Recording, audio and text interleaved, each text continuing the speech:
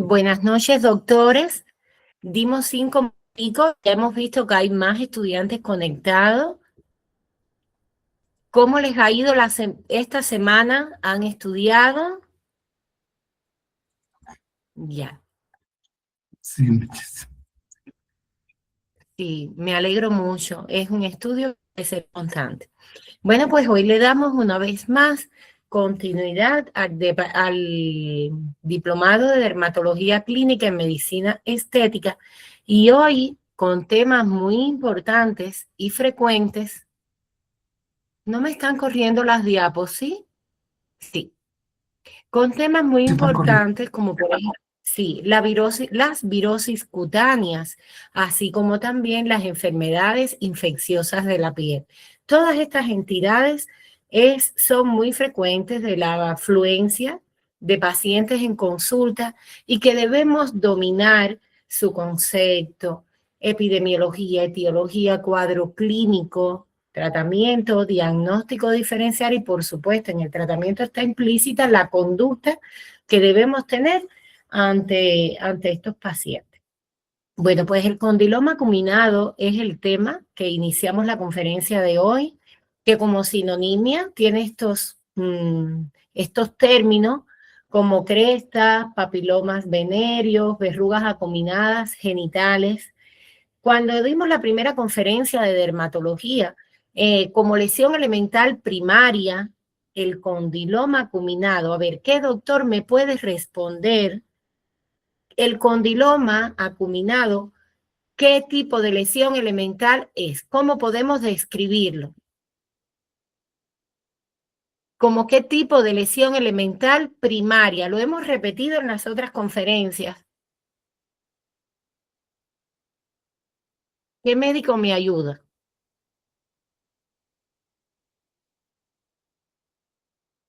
Bueno, recuerden que están las vegetaciones y los condilomas acuminados o verrugas genitales son protuberancias o excrescencias de color rosa pálido, gris, causado por el virus del papiloma humano.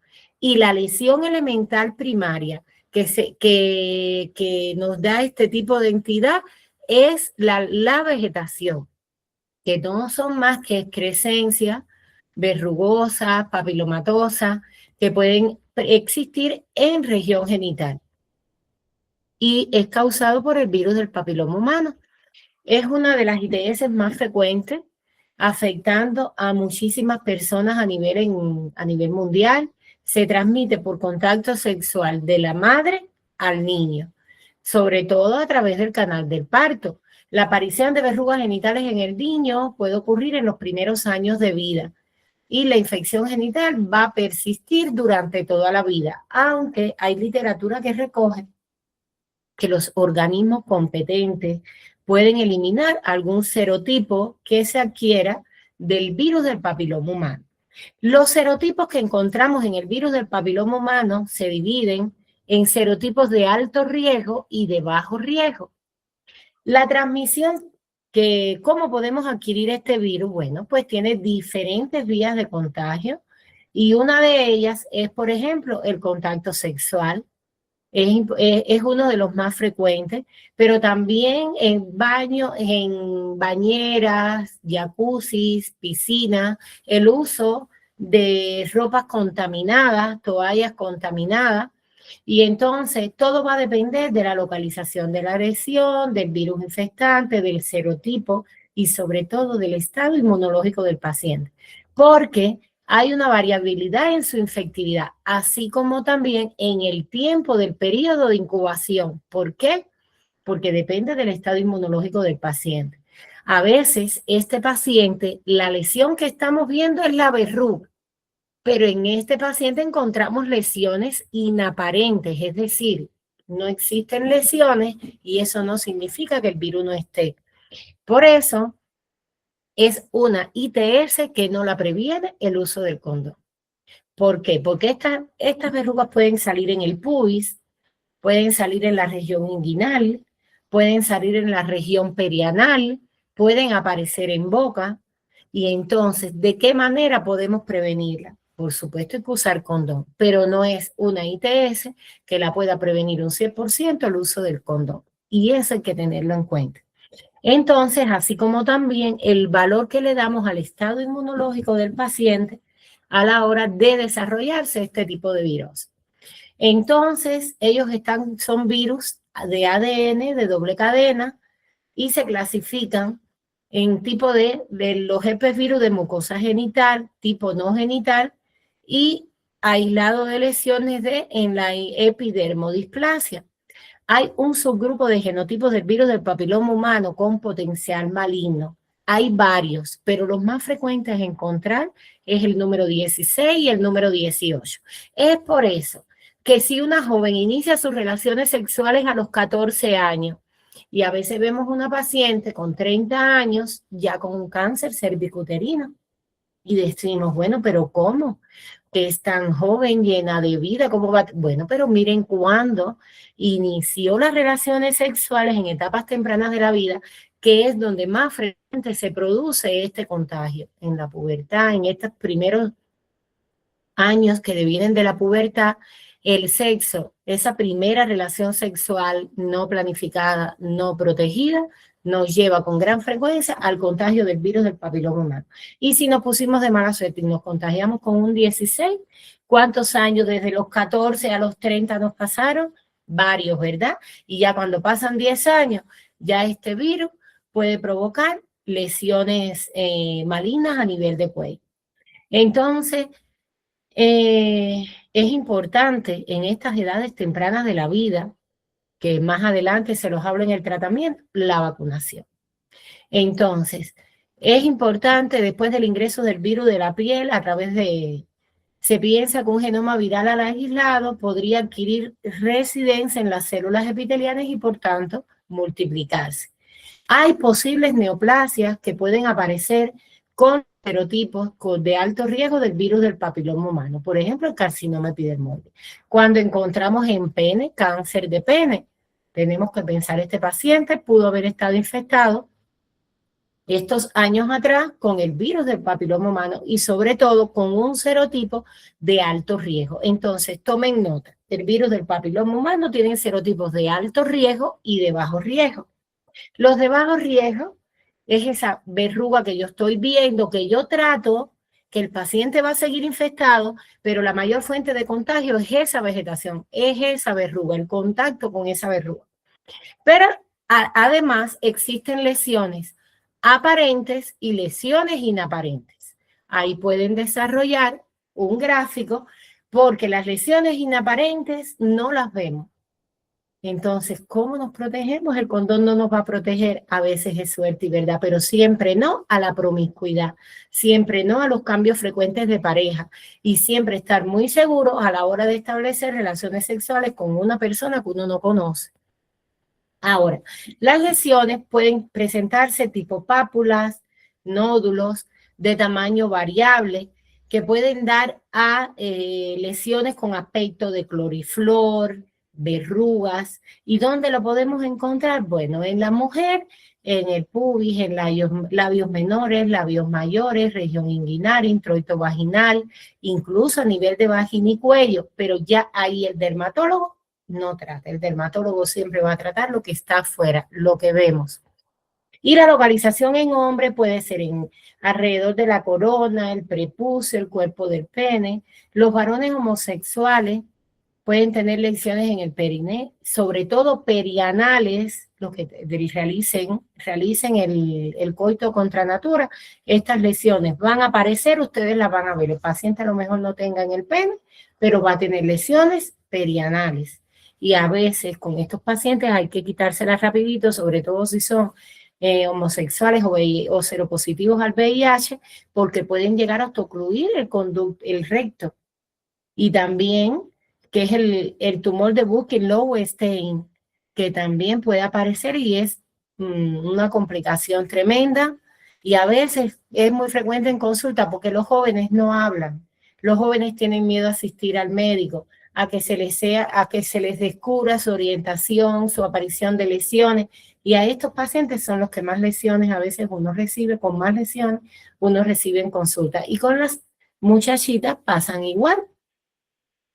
Las lesiones pueden aparecer después de las primeras relaciones sexuales y estas lesiones hay que tratarlas en tiempo. Y sobre todo, decirles, ahora ya yo te vi, pero tiene que verte ginecología. ¿Por qué? Porque ginecología pone el espéculo y cuando pone el espéculo tenemos que revisar cuello para ver si arriba hay algún otro tipo de lesión. Entonces las lesiones son vegetantes en forma de verrugas, en coliflor, pueden ser de color rosa pálido o color gris y pueden ser variables en número. Hay pacientes que encontramos 2 o 3, pero hay pacientes más comprometidos y presentan muchísimas lesiones tanto a nivel genital como perianal. A veces vemos una lesión en lengua, una lesión a nivel, porque a través de las relaciones sexuales, que todo se vale, el sexo oral también se puede adquirir este virus. Y entonces tenemos que estar muy pendientes ante un tipo de lesión también localizada a nivel de la boca. Ahora, aquí está la localización que ya le comentaba, en labios mayores, en periné, en superficies mucosas, en toda la parte inferior del tracto genital femenino, comprometiendo vagina, meato uretral, también perianal, y crecen de manera numerosa en el embarazo. Yo he tratado muchas embarazadas con verrugas genitales y créanme que la embarazada tiene cierto grado de inmunosupresión y depresión y no evoluciona adecuadamente con una infección del virus del papiloma humano. Vemos que curamos 2 verrugas y salen 10. Es así. Y a veces se nos llega el momento del parto y la paciente tiene verruga. Ahora les voy a hacer una anécdota. Cuando yo era residente, en los años 2014, 2013, yo le decía a mis pacientes, no vaya, usted no puede parir con lesiones activas. Bueno, no es que no se tenga eso en cuenta, pero yo como dermatóloga no tengo por qué sugerir la conducta futura de esa embarazada. ¿Quién tiene que sugerir eso? La conducta, el ginecólogo. Yo trato en el embarazo, el ginecólogo puede tratar también el embarazo, pero esa conducta final, dígase cesárea, la de el ginecólogo, porque la embarazada llegó al hospital materno y dijo de que la doctora había dicho que ella no podía parir así, y el dermatólogo, profesor mío que estaba en ese hospital, siempre me dijo, hasta ahora nosotros tratamos, decimos que no es lo mejor, pero quien tiene consulta es ginecología. Aquella paciente llegó allá diciendo, la doctora mía trabaja en tal lugar, se llama así, ella me dijo que yo no podía parir, y tremendo problema, porque realmente yo no tengo por qué definir la conducta del parto. Eso es un tip que les voy a dar, pero importante ustedes es definir cuando están ante una verruga genital. Yo vine a ver una verruga genital porque yo fui a estudiar, desde el segundo año de la carrera, yo fui alumna ayudante de ginecología. Pero la mayoría de los estudiantes de medicina vienen a ver condiloma en 5º año o en 6º año. O quizás no lo ven nunca en la carrera y lo vienen a ver ya en los primeros años de posgrado, de graduado. Entonces el diagnóstico es clínico. Yo estoy viendo la verruga, se recomienda biopsia en lesiones que, por ejemplo, me presten a dudas de larga evolución. Por ejemplo, en abusos lascivos en niños a veces tenemos que hacer biopsia porque las lesiones se pueden confundir con los condilomas latus de la sífilis y entonces ahí está permitido hacer, por ejemplo, una biopsia de piel porque prestan a dudas. Ahora, el diagnóstico diferencial está determinado por el molusco contagioso, el líquen plano, las pápulas sebáceas normales, las pápulas perladas del pene. ¿No han visto en algún momento de su práctica médica en el hombre, en el joven, con papulitas pequeñitas así en toda la corona del pene? Pues eso es normal y se llama pápulas perladas del pene. El joven llega a consulta siempre acompañado de su mamá, muy preocupado porque tiene condilón. Pues no, le damos toda la tranquilidad del mundo y no son condilón. Los nódulos de producto de una escabiosis también pueden llegar podemos llegar a decir en algún momento que se pueden parecer a una verruga genital, pero ellas el diagnóstico clínico es es muy fiel, porque es una lesión que uno logra distinguirla, sobre otras, pero bueno, aquí les traje algunas entidades en las que pueden realizar diagnóstico diferencial. Ahora, también pueden hacer, ustedes se dirán, bueno, pero la doctora dijo que habían lesiones inaparentes. ¿Y cómo descubro las inaparentes? Pues también podemos hacer un examen con ácido acético que provoca blanqueamiento de la lesión. Por ejemplo, se aplica en una parte de labios menores, y si hay un blanqueamiento de la lesión, ahí estamos ante una lesión inaparente del virus del papiloma humano. Estos casos son muy importantes, los abusos lascivos. Yo en mi práctica médica he tenido casos en niños, desgraciadamente varios, que han sido un abuelo, el amigo del abuelo, un tío, y cuando lo hemos examinado no han tenido lesiones, pero sí han tenido lesiones inaparentes. Entonces, eso es otro elemento que pueden tener en cuenta para defenderse y para actuar ante un paciente como este. Ahora, ¿cómo yo voy a tratar las verrugas? Cuando yo las diagnostico,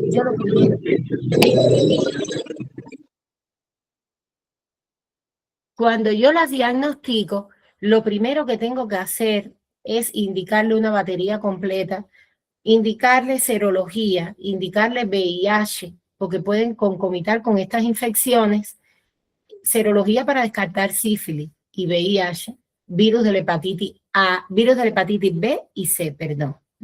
Eso es siempre.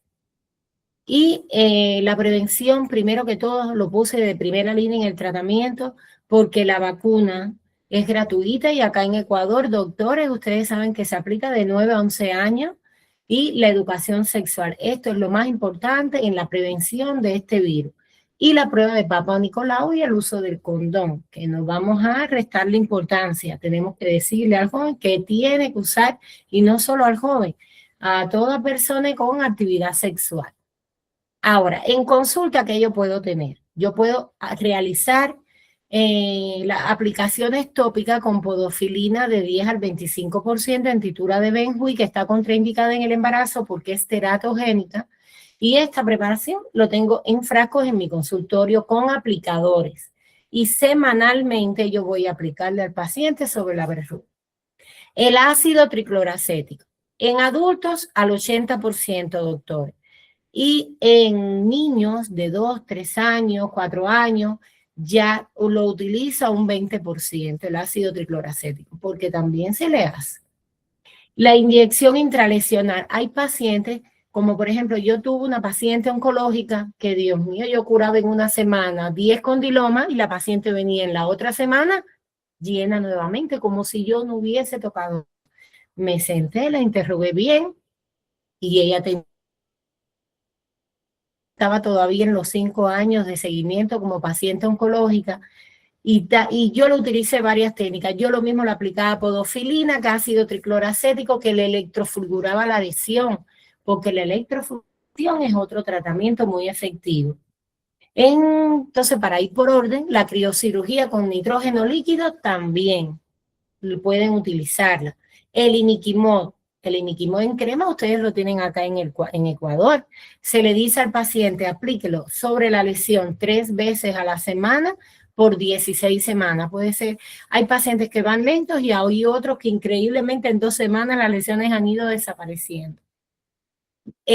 Otro elemento en el tratamiento es el 5-citofluoracilo, la electrofulguración, que lo tenemos en el consultorio. Compramos un electrocauterio, dígase monopolar o bipolar, y vamos a electrofulgurar previamente administrándole lidocaína a la paciente. Lidocaína al 2%. Y el láser de CO2, que también es otro elemento a tener en cuenta en el tratamiento. Entonces, estos pacientes van a llegar lógicamente muy afectados, y sobre todo el adolescente. Cuando le toque el adolescente con verrugas genitales, interconsúltelo con psicología, y si es preciso con psiquiatría, porque llegan a sentirse tan mal, tan afectados, que muchos han hecho hasta intentos suicidas por esta tipo de adquisición de ITS. Entonces, mucho cuidado con los jóvenes y si el adulto también lleva terapia, pues envíenle a hacer terapia, que nunca está de más porque la parte psicológica es muy importante. ¿Qué yo hago también en el tratamiento? Aunque no se los puse acá, yo le pongo vitaminas antioxidantes al paciente para elevar su inmunidad y el paciente se me defienda adecuadamente, como por ejemplo, vitamina E. La vitamina E tiene varias presentaciones, 200, 400, 1000, y entonces 200, 400, 1000. Pueden poner la de 400, por ejemplo, una en el desayuno con una tableta de vitamina C de 500 y la vitamina A, E y C. La vitamina A que se presenta en forma de 25.000 unidades, miligramos o de 50.000. Este paciente lo puede tomar por 3 meses, estas vitaminas antioxidantes, y ya va a responder adecuadamente ante esta infección. Cuando el paciente les pregunte, porque llegan en pareja y se empiezan a mirar, a ver, doctor, ¿y quién tú crees? Si él fue el que empezó primero, yo fui. Ustedes como médicos no pueden crear conflicto en la pareja. Ustedes es informar la enfermedad, es examinarlos, es tratarlos, pero no llevarlos a que el paciente y la pareja caigan en un conflicto que puede pasar hasta en la misma consulta y ustedes tienen que manejarlo adecuadamente. Pero evitar el conflicto entre parejas, porque realmente el que adquiere una ITS lo primero que está buscando es el culpable.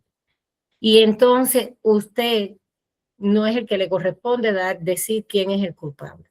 Simplemente indique los exámenes, usted trate, usted hable de la enfermedad y decir que tiene un periodo de incubación variable en dependencia de la inmunidad del paciente. No importa lo que pasó después, nos vamos a centrar en lo que tenemos ahora.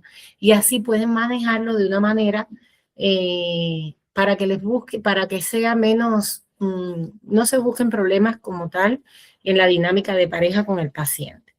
Entonces, aquí están los tratamientos más usados. Acá en Ecuador pueden tener el electrocauterio, pueden utilizar el imiquimod, que eso sí se le da al paciente. Pero el ácido tricloracético no se lo pueden dar al paciente para llevar para la casa porque esto quema y quema bastante. Eso se los aplico yo. Ustedes como servicio pueden comprar el ácido en las farmacias, por ejemplo, las Farmalianzas, algunas tienen dispensario y estas les pueden preparar el ácido tricloracético al porciento que ustedes quieran, así como también las farmacias Olmedo.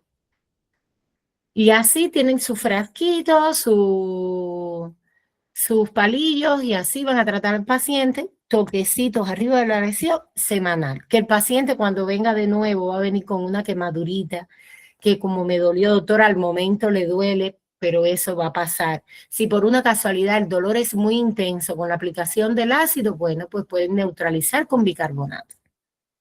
Esa es otra ventaja que pueden tener en el consultorio y algo más que pueden hacer, porque los condilomas llegan. Yo he tenido otros grupos del diplomado que me han enviado fotos y me han dicho, doctora, ¿qué usted cree? Y han sabido ya diagnosticar adecuadamente el condiloma. Y aquí les traje algunas imágenes. Este paciente tiene muchísimas lesiones. Para tratar a este paciente, como sufren, porque son muchas lesiones y hay que irlas tratando una por una. No queda de otra. Por tanto, todo apoyo en vitaminas antioxidantes. Mira, aquí en Ecuador está la vitamina C más zinc en forma de tabletas efervescentes o sobre uno diario. El zinc ayuda a elevar la inmunidad. A eso se le puede asociar la vitamina A, la vitamina E y la vitamina C. El otro, también este paciente inmunocomprometido que tiene muchas lesiones, ¿qué puede utilizar? Bueno, pues puede utilizar los interferones. Y el uso de interferones me retrasa, me logra frenar el desarrollo de este virus y la aparición de lesiones. Esto sí ya se deja para casos que no resuelvan a estas terapéuticas más al alcance de la mano y habituales. Miren otras lesiones. Otro dato importante, hay que decirle al paciente que no se puede rasurar, porque las verrugas tienen un fenómeno isomórfico de Koegner, que se llama así, fenómeno isomórfico de Koegner, que no es más que la traducción de la lesión en forma de una línea. Es decir, que van a ver, si yo retiro con el rasurado una vegetación, una verruga, se traduce en forma lineal en la aparición de muchas más. Entonces, este paciente que le aconsejamos, bueno, está a la moda, que nos rasuremos, ok, pero que se corte el pelito con tijera para que no le salgan más lesiones. Ese dato es importante. Aquí tenemos en el cuello, que ya esto sí nos interesa al dermatólogo, porque nosotros no ponemos espéculo, eso es de ginecología ya. Pero bueno, ahí se dan.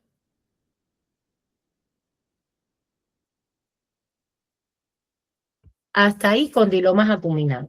¿Alguna duda con los condilomas acuminados? ¿Puedo continuar, doctores? Doctora, buenas noches. Sí, buenas noches. Le saluda el doctor Walter Galarza. Ay, mucho gusto, Walter. ¿Cómo ha estado? Bien, muchísimas gracias por... Bueno, yo recibí una invitación para este diplomado y esta es una clase como que demostrativa para mí, ¿no? Y me está gustando mucho, sobre todo porque habla de un tema que en este momento está pero demasiado presente en la sociedad, en los pacientes. Yo tengo muchos pacientes con BPH, hombres y mujeres, que los estoy tratando, otros ya han terminado el tratamiento, pero mi pregunta va orientada hacia el uso de ácido tricloracético. Verá, Perfecto. como bien sabemos, hay verrugas aparentes e inaparentes, ¿no es Sí. cierto? Usted dio una técnica que cómo yo descubro una verruga inaparente. Es que Sí, con la técnica que usted me dijo, perfecto, sí, yo lo había escuchado, sí, pero lamentablemente yo he hecho eso sí. no para descubrir una inaparente, sino que para eliminar una verruga aparente. Y yo tuve un paciente que al momento que le puse obviamente pues al paciente lo preparé, le coloqué vaselina alrededor para que el ácido no queme otras partes que no están afectadas, Ujú. pero lamentablemente por ahí algo cayó a otro lado e igual se hizo blanco. Con el ácido acético, Sí, se le hizo blanco. Otra parte que no estaba afectada, que no había verrugas, que no había nada. De hecho, porque mire, era un condiloma que tenía el paciente. Walter, cuando me refiero a lesión inaparente es que no hay verruga. Sí, no hay verruga, claro. No Yo hay también. nada. Ustedes van Ajá. a ver los genitales bien, no van a ver nada. Yo tenía una profesora que me decía, muchachita, cuando vayan a conocer una pareja, revisen bien, porque revisen bien, y esto es verdad que hay que hacerlo porque todo el mundo no habla. Bueno, para no irnos del tema. Walter, si hay una lesión aparente es verruga. Si no hay Claro, nada, si no hay nada, puedo hacer el uso de utilizar la técnica con ácido acético y se plantea que hay un aceto blanqueado. Así está en la literatura. Un aceto blanqueado de la lesión. Si cayó en esa parte y hizo un aceto blanqueado, pues ahí también hay infección del virus, hay lesiones inaparentes del virus. Donde quiera que yo aplique esa, que el ojo humano no ve, que la infección es negativa y que utilice el ácido acético o psicología para ser detectable y hay un blanqueamiento, ahí hay una lesión. No sé si responde su pregunta, Estoy respondiendo a su pregunta. O sea, todavía queda una duda, ¿no? Porque, Sí. a ver, yo utilicé en el paciente para un condiloma. Ajá. El paciente tenía el condiloma en el glande. Sí. Yo le coloqué un ejemplo. El paciente vino hoy y hoy mismo yo le hice el tratamiento. Le coloqué el ácido y todo lo demás. Ajá. Cuando el paciente se fue, como a la hora, me dice, doctor, me arde porque me ha caído ácido en la mano. Ya, yo le digo, ¿y usted cómo sabe que le cayó ácido? Porque tengo blanco, porque la verruga se me hizo blanca. Es verdad, cuando uno aplica el ácido en la verruga, es verdad que se pone blanca. Claro, o sea, a eso va orientada mi pregunta. Ya. Y resulta que este señor, a los 3 días, yo siempre aparte de que yo valoro a mi paciente en la consulta, me tomo todo el tiempo necesario para valorarlo y todo lo demás, yo siempre estoy pendiente del paciente. Si el paciente ya se va, no es que para mí se terminó el paciente. El paciente, yo lo llamo, le escribo un mensaje, le pregunto cómo está. Como el tercer día que le pregunto, me dice, doctor, ya le voy a mandar una foto. El condiloma, adiós, se había ido. Perfecto. Al tercer día. Al tercer Entonces, día. al tercer día, yo me quedé como sorprendido porque realmente con otros pacientes no me había pasado esto. Pero si pasa, sí se Sí. puede ir rapidito, porque es que Rapidito. depende del tamaño de la lesión, Walter. Hay lesiones más chiquiticas y otras más grandes. Esta fue grande, doctora. Ah, era muy grande. Pues mira, es increíble que Utilizaba casi la cuarta parte del glande. escuche para eso. Los pacientes todos no evolucionan igual. Sí. Eso es así. Claro, y de ahí pues obviamente yo le mandé el tratamiento pues completo, vitamina A, vitamina C, le dije que coma antioxidantes, frutas antioxidantes. Vitamina E, muy bien. Ajá. Y el paciente está excelente. Ah, pues sí, Ha excelente. evolucionado muy bien, sí, sí, sí. Ah, pues aquí ahora en la conferencia tienes otras herramientas para tratarlo. Y nada, cuando el ácido, cuando uno lo aplica en la verruga, hay un blanqueamiento de la lesión. Uno está utilizando un ácido, eso está quemando al paciente. Claro. Ahora, si el paciente no tiene ningún, y quiero descubrir si tiene lesiones inaparentes, es con esa técnica del aceto blanqueado. Listo, doctora. Muchísimas gracias. Gracias a usted. Y lo importante, los complementarios, Walter. Yo tengo que descartar que no haya una sífilis asociada, que no haya un VIH. Claro, claro, yo mandé exámenes completos al señor porque Sí.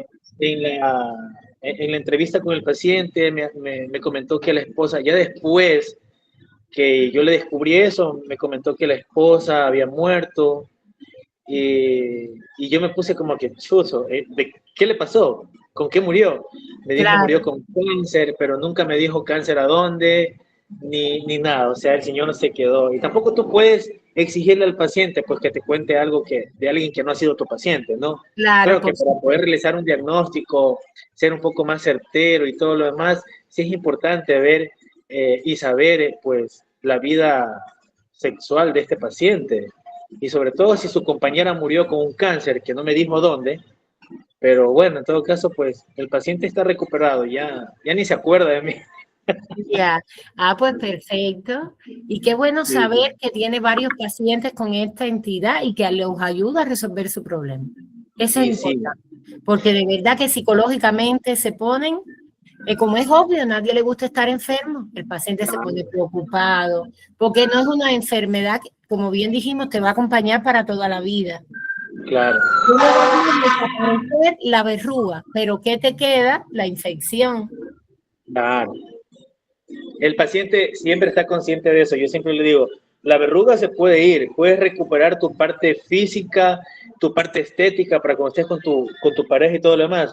Pero recordemos siempre que la infección va a estar ahí. Ahí, Nosotros, sigan saliendo verrugas y todo lo demás, debemos de tener una buena nutrición, una buena alimentación, una vida claro. activa, ir al gimnasio, no ser sedentarios. Y pues adicional, lo que usted ya nos había comentado sobre las vitaminas y los antioxidantes. Muy bien. Con eso va a tener una evolución mucho más rápida para su paciente. Muchísimas gracias, doctora. Ya, gracias a ustedes. Entonces continuamos con el herpes simple, que el herpes simple es una infección eruptiva aguda caracterizada por la aparición de un grupo de vesículas, perdón, sobre una base eritematosa que se acompaña de cesación, sobre todo el paciente le va a decir que le arde, que le duele. Y antes de la aparición de estas vesículas, que el paciente lo llaman pélvicas, el paciente puede sentir calor, sensación de ardor, quemadura. Claro, estos son síntomas subjetivos, perdón, siendo más frecuente afectada la región facial y la genital. Entonces, este virus que causa el virus del herpes es el virus hominis, que puede ser el herpes simple, se subdivide en dos tipos, tipo 1 y el tipo 2. El tipo 1, que todo el mundo dice, solo lo vamos a encontrar alrededor de la boca. Hay que leer. Sí, es verdad, es más frecuente encontrarlo en la localización perioral, pero puede aparecer en cualquier parte de la economía. Ahora, el herpes simple tipo 2, genital, puede aparecer de la cintura hacia abajo. Es decir, que si yo veo acá una placa eritematosa con vesículas en la superficie de una manera eruptiva con todos estos síntomas, puede ser un herpes simple tipo 1. Ahora, ¿dónde sí es más frecuente? En la región perioral. Es una de las enfermedades más frecuentes, con una distribución en el mundo y una incidencia elevadísima, y puede ser diseminada por gotas de saliva. Y también su transmisión, en el caso del herpes simple tipo 2, es por vía sexual. Ahora, el espectro clínico como tal de las lesiones es variable. El paciente puede tener también lesiones inaparentes hasta formas graves de evolución con sensación de tensión, aparición de lesiones, como ya dijimos, vesículas de pequeño tamaño, variables en número que asientan sobre una base eritematosa y dejan después, en la medida que van evolucionando, una lesión costrosa, amarilla o parduzca que desaparece a la semana, dejando en su lugar una mancha. Entonces, esta es una lesión que a veces, cuando el paciente llega a nuestras consultas, a veces no vemos las vesículas, a veces sí, otras veces no. Y sobre todo pasa mucho en el herpes simple tipo 2. Entonces, tiene gran tendencia a la recidiva. Y también, cuando aparecen estas recidivas, bueno, cuando hay enfermedades infecciosas, cuando nos exponemos al sol, cuando nuestra inmunidad puede estar afectada, y entonces presenta diferentes formas clínicas, que es el herpes simple tipo 1 perioral, que es el bucal, y la angina herpética, y el herpes simple genital, que es el tipo 2, que es el que aparece en la zona genital, pero generalmente se plantea, y así está en nuestros libros, que de la cintura hacia abajo, las lesiones con estas características son herpes simple tipo 2, y de la cintura hacia arriba, herpes simple tipo 1. Aquí abrimos un poco más el abanico, no querramos ver solo un simple aquí tipo 1, podemos verlo en otra parte de la economía. Entonces, en el hombre, ¿qué localizaciones puede tener? El surco balano prepucial, el cuadro a veces es discreto, son pequeñas vesículas que se agrupan en una base eritematosa, otras veces, en dependencia de su estado inmunológico, estas lesiones pueden ser más numerosas y extenderse, incluso se pueden infestar secundariamente. Este cuadro tiene una duración aproximadamente entre 8 o 10 días, lo sumo 15 días, porque después esta vesícula se rompe, queda esa base denudada, esa base eritematosa, que luego se cubre de costra y ya luego desaparece. En la mujer puede ser discreto también, pero otras veces puede presentarse de una manera intensa y ubicarse en todos los labios mayores, menores, incluso interesar el pliegue en la región inguinal. Y este tiene tendencia a la recidiva. Los brotes sucesivos suelen ser menos intensos en dependencia del tratamiento también que pongamos y de la inmunidad del paciente. Pero es importante reconocer cómo se presenta. Suele ser suficiente a veces el cuadro clínico, porque como vieron y les digo, el diagnóstico en dermatología es basado a través de la aparición de las lesiones elementales. La vesícula es una lesión elemental primaria de medio centímetro de diámetro, que su contenido es líquido. Entonces aquí las vamos a ver uniditas unas de la otra sobre la base eritematosa. Aquí podemos hacer diagnósticos, estudios virológicos y el citodiagnóstico de STAN. Pero es una entidad que el cuadro clínico es evidente, no se presta muchas dudas.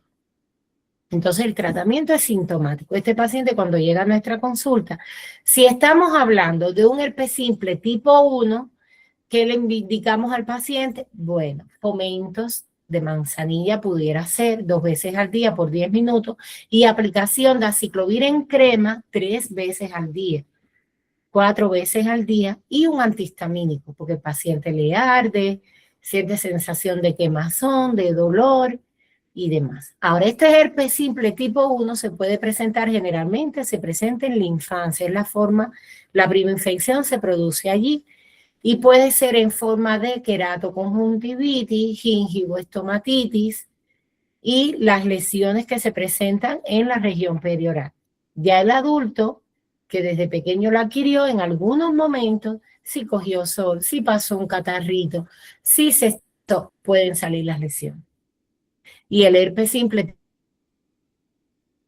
acto sexual, y las lesiones pueden aparecer sobre todo en las mujeres asociadas a los periodos menstruales.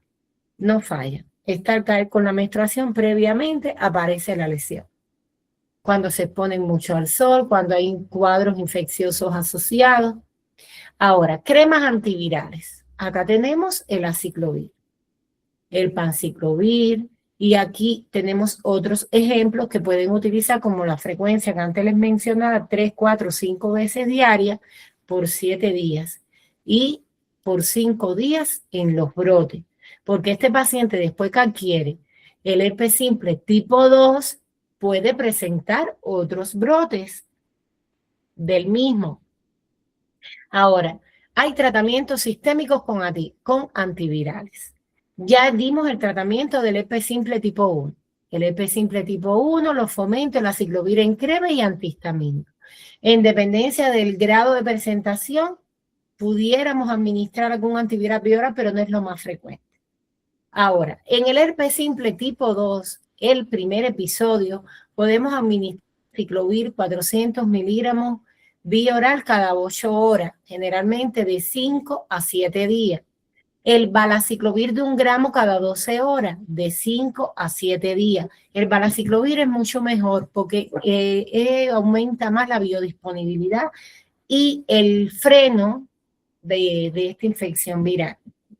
El fanciclovir, 250 miligramos cada 8 horas. Todo esto, estas presentaciones están presentadas en el Ecuador. Y hay episodios recurrentes. Ya para el episodio recurrente, dentro de las primeras 24 horas, que ese paciente ya sabe que ahí tiene un ardor, una quemazón, bueno, poner el valaciclovir de 500 miligramos cada 12 horas por 3 días, o el aciclovir 400 miligramos al día, o tabletas de 200 miligramos cada 12 horas. Esto se puede hacer en un periodo de 2, 3, 4 meses. Porque yo lo que quiero es que ese episodio recurrente desaparezca. Por ejemplo, en pacientes que tienen más de 6 episodios al año. Y yo he tenido pacientes así. Y son pacientes que llegan a la consulta, mire doctora, y llegó el otro mes, y mire doctora aquí también. Y es verdad que es muy molesto tener una lesión que arda, que duela, que a veces sale un poco grande, y es bastante molesto. Entonces tenemos que usar condón, siempre la promoción en nuestras consultas, promoción y prevención del herpes simple tipo 2 con el uso de condón. Las parejas se pueden proteger. Y sin crear conflicto, llamamos a la protección, tanto con la pareja, y si la pareja nos da algún momento para entrevistarnos con uno u otro, ahí así seamos más francos, más abiertos y preguntamos si ha tenido contacto desprotegido con otras parejas. La profilaxis diaria indicada, sí, mayor o igual a 6 recurrencias al año. Esto es en el caso del herpes simple tipo 2. Este paciente puede tener 6 o más recurrencias y esto tiene tremendo impacto psicológico y casi siempre hay una coinfección con el virus del VIH. Hay otros medios terapéuticos, como por ejemplo las vacunas que están en estudio, los inmunomoduladores que también nos podemos valer de ellos, pero los antivirales tanto tópicos como en crema son de gran ayuda, más las vitaminas antioxidantes. Aquí también vamos a reforzar inmunológicamente a nuestro paciente para disminuir la aparición de las mismas. Los fomentos de estas lesiones siempre dijimos que en dermatología, al agua, agua. Si es una vesícula que su contenido es líquido que lleva, bueno, pues lleva fomento. Fomentos con la manzanilla natural, fomento de agua de arroz, hasta el agüita del té de la manzanilla, del mismo té, esa agüita también sirve a temperatura ambiente. Y el uso de antihistamínicos que nos va a mejorar un poco esos síntomas subjetivos de ardor, molestias y demás. El herpes simple, está el tipo 1, en forma de resumen, el tipo 2, causado por el herpes virus hominis, que se diferencia en el 1 y en el 2. El 1 ya especifiqué dónde es su presentación, el 2 también, y los tratamientos más utilizados. A veces es muy frecuente que el paciente tenga una tiña y la crema que encontró en su casa fue la ciclovir y fue la que se empezó a aplicar. No sé si les ha pasado en consulta. Ay, doctora, yo tengo esta lesión y mire, me encontré esta ciclovir en casa. Cuando ustedes reciban un paciente de dermatología, siempre piensen para llegar a un diagnóstico qué tipo de lesión elemental tiene el paciente. Acuérdense que el diagnóstico en dermatología se construye por las lesiones elementales. Y acá en el herpes simple es la presencia de vesícula sobre esa base eritematosa. Ya teniendo estos principios claros, ustedes no van a fallar. Aquí tienen imágenes. Miren, ya esto es una placa que se ve que ya tiene varios días porque ya aquí hay costra. En cambio, miren esta lesión. Estas son vesículas sobre una base eritematosa. Esta lesión está un poquito más extensa. Yo he visto mujeres así. Toda la parte de labios mayores, menores, y créanme que llegan muy molestas. Muy. Y entonces estos pacientes que tenemos que hacerle también, serología, VIH, antígeno de superficie, B y C. Recuerden que a veces es mejor pasarse que no llegar. Y en las ITS no hay nada escrito. Nada es, aquí el diagnóstico es basado en evidencias. ¿Y quiénes te la dan? Pues los estudios. No queda de otro. Miren las imágenes. Esta lesión está típica. ¿Vieron ese grupo ese grupo de vesículas agrupadas sobre esa base eritematosa en el cuerpo del pene?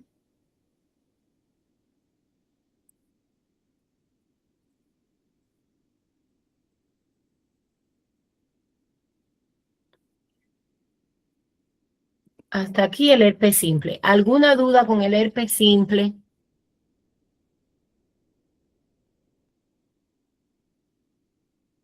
¿Han tratado herpes simples en sus consultas?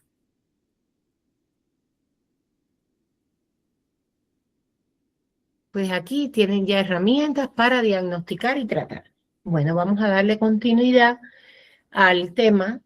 Ya vimos los condilomas acuminados, el herpes simple.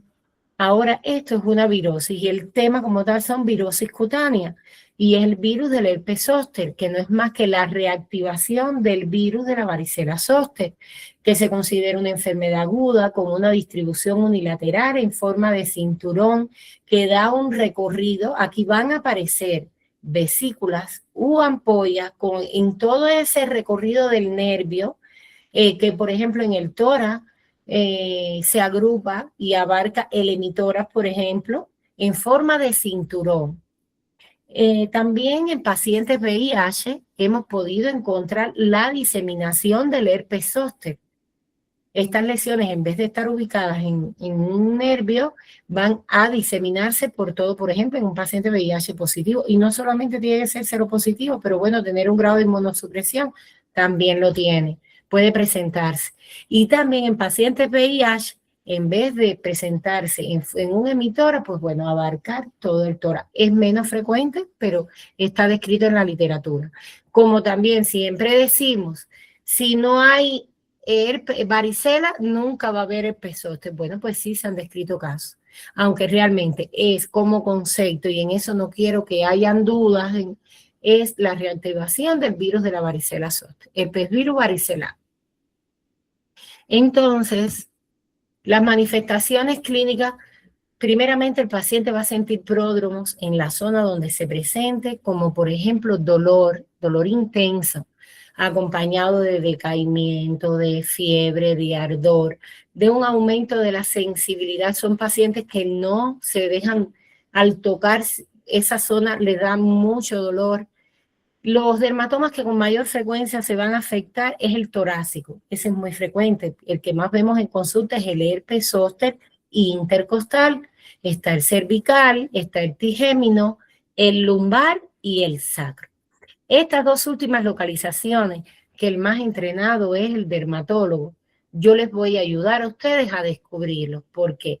Al inicio estas lesiones están aisladas, separadas, pero luego van a ir confluyendo y van a ir adoptando esa disposición lineal, zosteriforme, ininterrumpida, continua, y la erupción acostumbra a ser generalmente unilateral.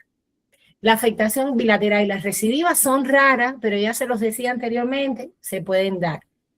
Algunas lesiones pueden ir más allá de la línea media, y esto sobre todo en pacientes seropositivos al VIH. Aquí les traigo las formas clínicas más frecuentes. Por supuesto, el intercostal, el que más vemos en consulta, que cubre el tórax en forma de cinturón, o el abdomen, sin exceder la línea media, es lo más frecuente. Pero también tenemos la localización cervical, que afecta las ramas del plexo cervical superficial C2, C3 y C4.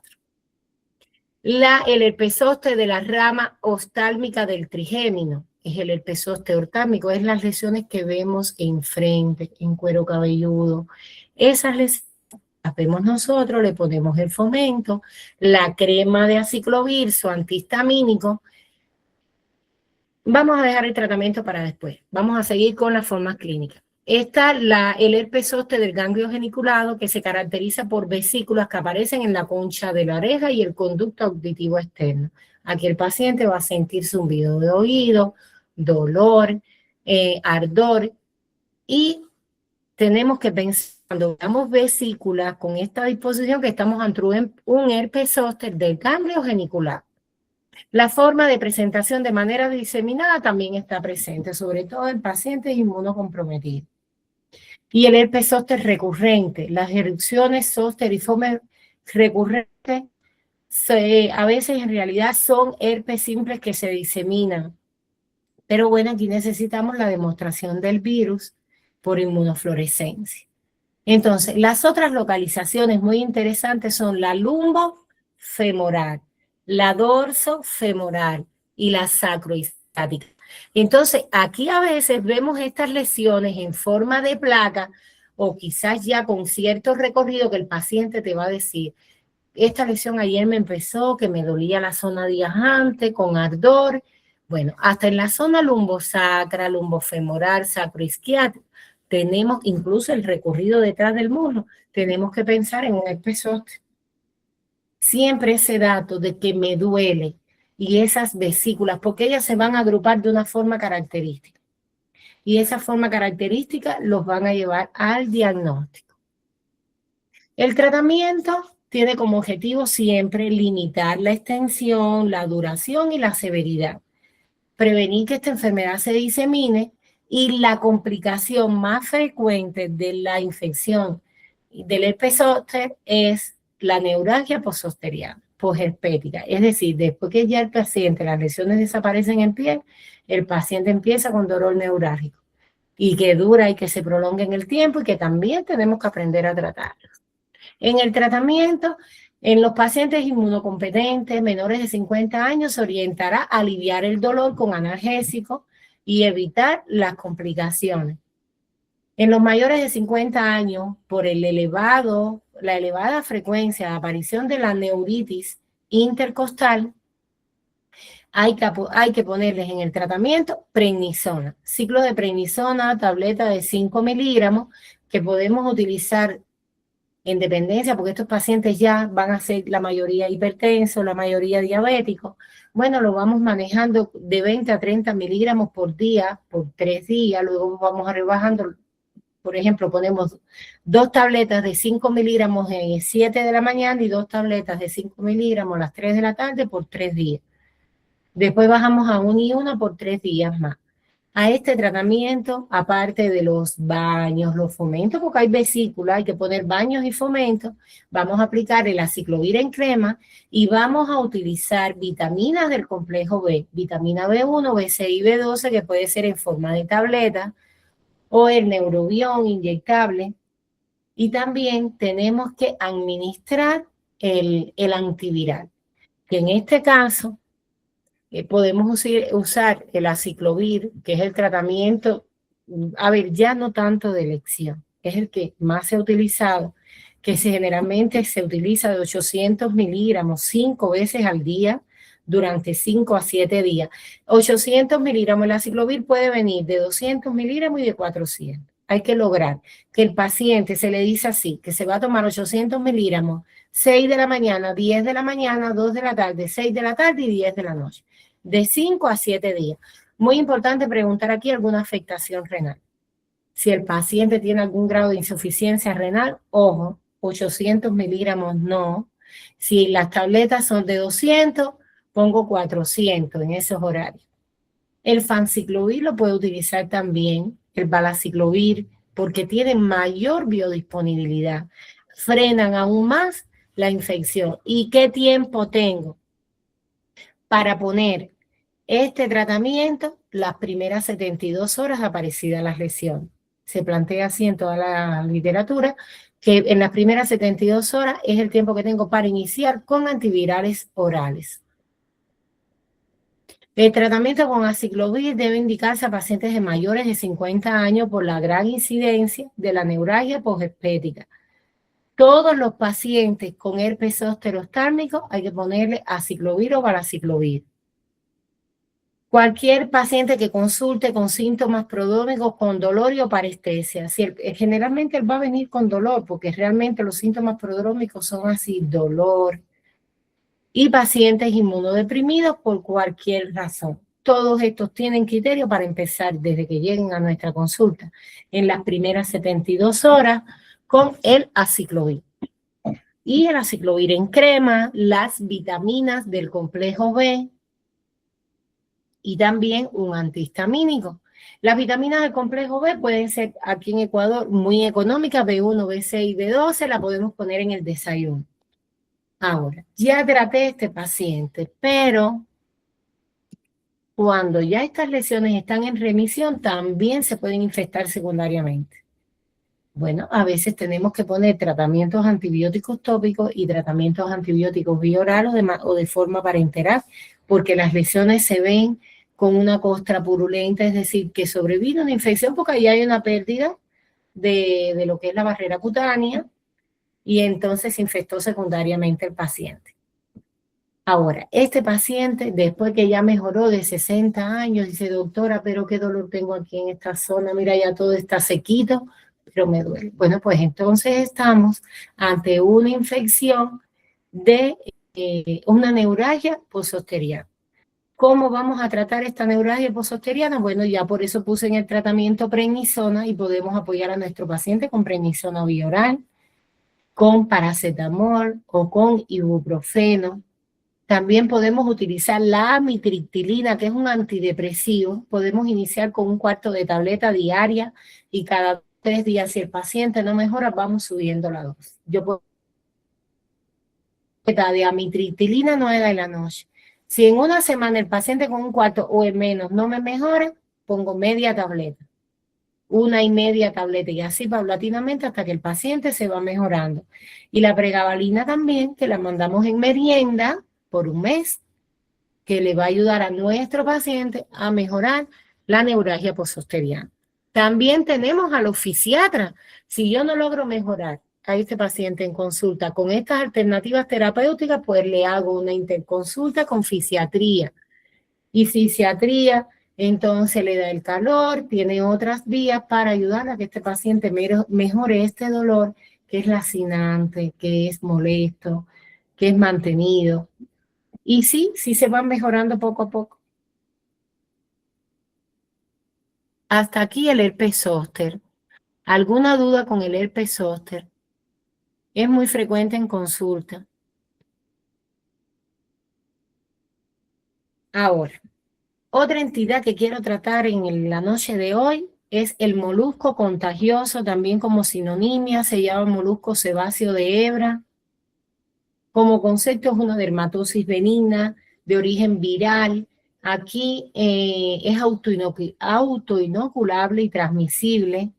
y está caracterizada por la aparición de una pápula umbilicada, que puede ser aislada, abundante, sobre todo ante pacientes con virus que se concomite la infección de VIH, estas lesiones aumentan. El molusco contagioso, cuando aparece en la zona genital, por eso lo traje, es considerado un ITS. Porque esto es una entidad que se presenta con mayor frecuencia en la edad preescolar y escolar. Entonces, ya cuando se presenta en un niño de esta etapa en el área genital, no podemos descartar un abuso lascivo. Pero también se puede adquirir en piscinas, baños, jacuzzi, pero no podemos descartar el abuso lascivo. Ya el molusco en adultos, súper raro, aunque sí se puede presentar. El virus del molusco es un tipo de postvirus, tipo 1 y tipo 2. Este no se ha podido cultivar y tiene una distribución a nivel mundial. La transmisión es por contacto de piel con piel y por fómites contaminados. En niños y en adultos sexualmente activos se presenta, y ya les dije, en adultos, cuando se presenta en el área genital es considerada un ITS. Factores de riesgo pueden tener ciertos, por ejemplo, el paciente con VIH o SIDA ya confirmado, puede pretener cientos o pequeños moluscos gigantes, porque en estos pacientes las manifestaciones cutáneas del paciente VIH-SIDA, que la pueden revisar, todas se presentan de mayor plenidad, con mayor número de lesiones, mayor expresión. La clasificación por grupo. Aquí en el niño la transmisión es relativamente baja y resuelve de forma espontánea. Es frecuente en la edad escolar, preescolar, sobre todo en guarderías, en las escuelas. En el adulto ocurre en región genital y el virus es transmitido durante la actividad. Y en los pacientes VIH, por supuesto, mayor número de lesiones, mayor tamaño por su grado de inmunosupresión. El periodo de incubación es de 1 a 50 días. Esta infección se puede limitar en 6 meses, sin yo hacer nada. Sí, pero la vida te demuestra en consulta que sí hay que hacer. La localización puede ser cualquier parte, pero la lesión es importante saber qué tipo de lesión es. Lesión elemental primaria es una pápula umbilicada de 1 a 2 milímetros, otras pueden ser más grandes, son translúcidas con un material grumoso blanquecino en su interior. La evolución es crónica, es asintomática, no duele, y a veces se infectan las lesiones porque el niño jugando, hay un molusco grandecito que se lo quitó o por el contacto con alguna superficie se le cayó y se puede infectar secundariamente. Y le puede dar picazón, le puede dar prurito. Ahora, el diagnóstico diferencial de los moluscos, podemos pensar en verrugas planas, en los condilomas, en las hiperplasias sebáceas, en los carcinomas de células basales, carcinomas escamosos pequeñitos, los quistes, los moluscos faciales múltiples en VIH. Yo, por ejemplo, tuve una paciente que la lesión le salió en la cara porque ella se estaba aplicando fangos medicinales y contrajo la infección y era una persona adulta. También puede presentarse en la región del cuello, es decir, en cualquier parte puede estar, pero sí, bien evidente cuando está en el área genital, que puede ser por contacto sexual. Las embarazadas lo pueden tener. Es muy frecuente ser llamado el dermatólogo para diferenciar entre un molusco y una verruga genital, porque a veces es verdad que se parecen. Pero bueno, cuando ustedes miran bien con la lámpara lupa y ven esta pápula umbilicada centralmente, y cuando cogen una pinza y hacen la extracción mecánica del molusco, van a ver, ustedes mismos van a ver ese material grumoso que tiene adentro. Hay muchos dermatólogos que mandan a las madres a quitar el molusco en casa, con agujitas, con pinzas. Yo no, a mí siempre me ha gustado en niños quitarlos en consulta. Es verdad que lloran muchísimo, también hay otras cosas que se pueden indicar, pero esa extracción mecánica es rápida, es efectiva. Es verdad que el niño hay que aguantarlo, llora, pero es un momentito. Y el niño en 2 semanas, 3, está libre de la infección, porque ella se puede autolimitar paulatinamente, pero Todo está en dependencia. Casi siempre estos niños no se alimentan adecuadamente, no les gusta comer carne, no les gusta comer fruta, no les gusta comer verduras, y entonces la dieta es basada más en carbohidratos que en otra cosa, entonces no están bien alimentados y por supuesto no pueden evolucionar adecuadamente. Y los tenemos en consulta varios meses. Quitan, quitan, quitan, vuelven a salir. Claro, nunca como la primera vez. Y así. Exámenes de laboratorio. Al microscopio directo revela ya los cuerpos moluscoides, que es el cuerpo de inclusión. Eso lo pueden indicar, pero bueno, casi siempre con la clínica nosotros llegamos al diagnóstico y por tanto ponemos el tratamiento. Ahora, en el tratamiento del molusco contagioso hay que explicarle a la mamá que por favor proteja al niño, evite los baños en piscina, que lo mantenga con ropa protegido y la extirpación puede ser, está descrito con agujas, con electrodesecación y con el curetaje. A mí con agujas en casa no me gustan con agujas, a mí yo paso trabajo. Yo cojo una pinza y pinzo y quito el material grumoso. Con ácido tricloracético también lo puedo hacer, pero generalmente si es la edad preescolar y escolar, el ácido tiene que estar preparado al 20%. El 5-fluoracilo el imiquimod, también el imiquimod lo puede utilizar en el niño. Ojo, en el niño el imiquimod tiene reacciones adversas, pero bueno, igual se aplica 3 veces a la semana por un periodo de 9 semanas inicialmente y valoramos nuevamente. Podemos utilizar la podofilina, el nitrato de plata, la tetrinoína al 0.1 o al 0.05 y el molusquín, que el molusquín lo encontramos en Europa, en Estados Unidos, por tanto a veces aparecen páginas de Amazon, pero no de Amazon Ecuador, porque esa aplicación tópica diaria es efectiva.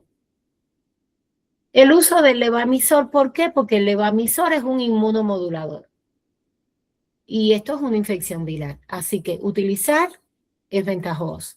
El uso del imiquimod y el uso de la cimetidina también ha mostrado en adultos el beneficio en estos pacientes.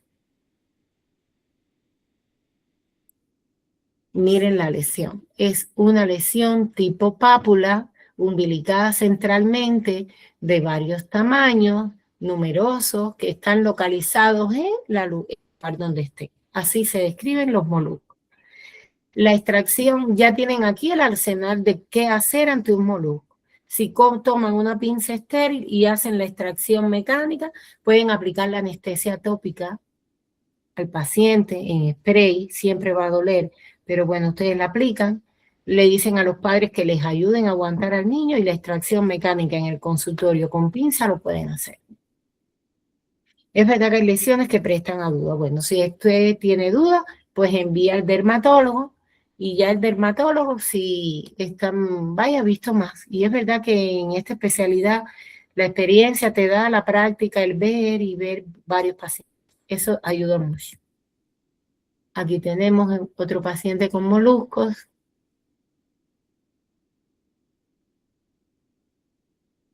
Son localizaciones no frecuentes y en una etapa de la vida tampoco frecuente. Pero se llega al diagnóstico cuando valoramos y cuando describimos adecuadamente la lesión. Aquí tenemos el molusco contagioso, una pápula umbilical de varios tamaños, y cuando lo van a pinzar, verán que suelta un grumito blanco. Y ya, eso va a ir mejorando en la medida que van quitando, aparecen cada vez menos lesiones hasta que ya se autolimita el virus y se acabó. ¿Podemos apoyar al paciente? Sí, con vitamina C, con zinc, con vitamina E y con vitamina A, E, C y zinc. Y sí nos mejora y el paciente ayuda a autolimitar aún más la infección. Aquí tenemos la confluencia. Esta lesión así no es tan frecuente de ver, pero sí se presenta. Unidos varios moluscos formando como una placa también.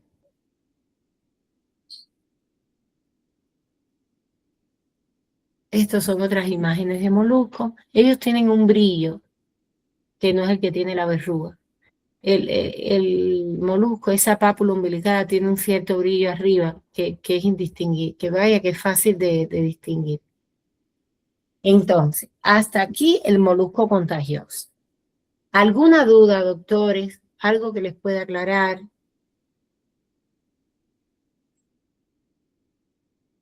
No quisiera, aunque yo sé que la sífilis, el médico de acá no atiende, porque en dependencia del país, el médico atiende o la especialidad atiende esta enfermedad o no. Yo sé que aquí hay enfermedades que no atiende el médico general, pero usted tiene que tener conocimiento porque ese paciente puede llegar a usted inicialmente y usted derivarlo.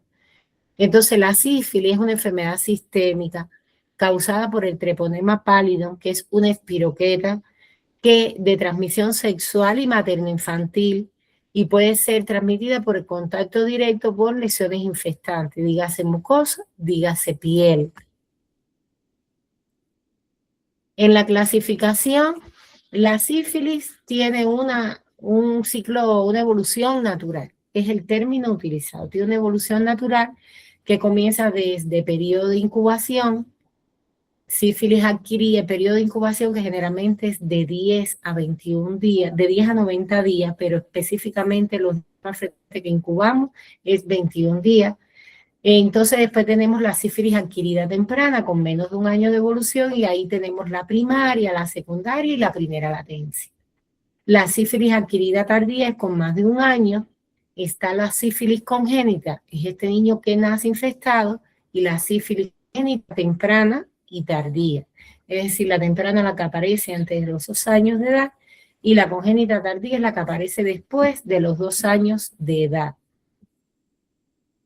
Entonces, ¿cómo yo puedo darme cuenta que el paciente tiene una sífilis?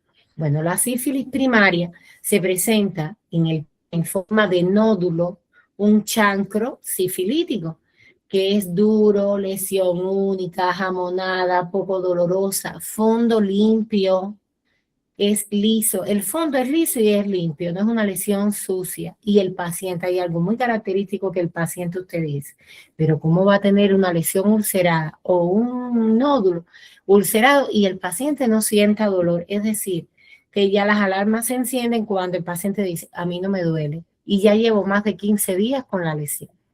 El tiempo de aparición es de 10 a 90 días, específicamente 21 días, y puede acompañarse este chancro de una adenopatía regional, no supurativa, no dolorosa, que se llama ganglio alcaide, que es un ganglio enorme, unilateral, pero también pueden aparecer en forma de microadenopatías, en forma de múltiples microadenopatías en región inguinal. En las mujeres, en los labios menores, en las paredes vaginales, en el cuello uterino está el chancro. Puede estar en el dedo, en la mama, en la boca. Esa lesión ulcerada. Yo cuando hablé del herpes simple, no les comenté este dato. La primera causa de lesión ulcerada en pene a nivel mundial es el herpes simple. Y después le sigue la sífilis, donde la lesión de la sífilis primaria característica es el chancro sifilítico, con todas estas cortejos sintomáticos que les mencioné anteriormente. Entonces, después que el paciente, fíjese como un cuento, la sífilis tiene un ciclo evolutivo, una evolución natural, el periodo de incubación, el periodo de sífilis primaria y el periodo después que ese paciente tuvo ese chancro, viene un periodo de latencia, donde el paciente no va a presentar nada. Y el paciente dice, ay, mira, tuvo una llaguita, que es lo que más frecuente uno oye, y ya se curó, porque ya cura en 2, 4 semanas. Y ya no tengo nada, y qué bueno, que ya no me preocupo. Pero gracias a Dios viene el secundarismo sifilítico, que es ese paciente que no fue al médico con un chancro.